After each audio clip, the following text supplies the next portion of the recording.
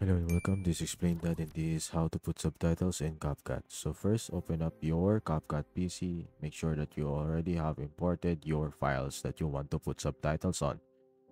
So for example, this music video from BTS standing next to you.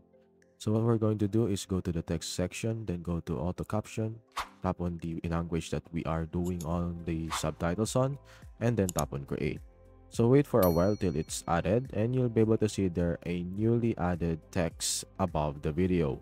So after that, you can click on to whatever type of prompt or text file that you want and just edit it out whatever you like to do in it. So for example, this is just a subtitle for the actual song title that's being performed by the video. So you can either also choose whatever you like in that specific subtitle, whatever format you want. For example, how you want it to be bold, italic, underlined, what color it is, and even the text style.